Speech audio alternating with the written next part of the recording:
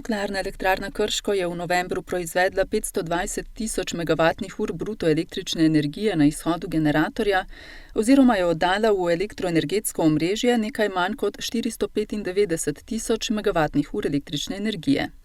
V tem mesecu je bila proizvodnja za 5,6% večja od načrtovane, ki je bila 468 tisoč megavatnih ur. Reka Sava se je zaradi delovanja Nuklearne elektrarne Krško v novembru segrevala povprečno za 0,9 in največ za 3 od dovoljenih 3 stopinj Celzija.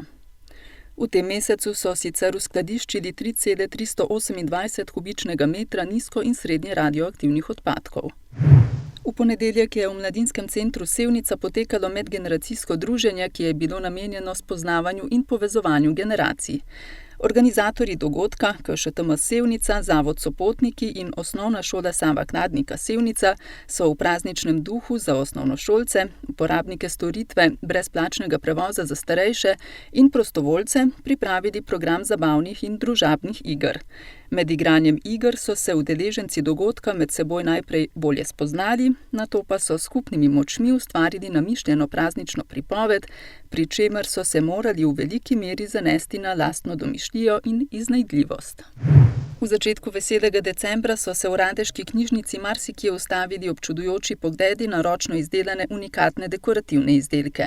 Razstavo, ki je poimenovana povsem preprosto in iskreno, narejeno doma, podarjeno iz srca, je pripravilo Hortikulturno društvo Radeče. Z glasbo pa so program pred otvoritvijo polepšale učenke in učenec glasbene šole Laško Radeče. V četrtek 19. decembra so v Kulturnem domu Krško krške mažoretke praznovale 10-letnico delovanja. Prireditev se je začela z nastopom vseh mažoret, ki so v 3 skupinah stopale na oder in napovedale pester plesni večer. V 10 točkah so poskrbele za navdušenje, za popestritev večera pa sta poskrbeli tudi gostja večera Rebeka Dremelj in mlada pevka, prav tako mažoreta, Alina Julija Jagič.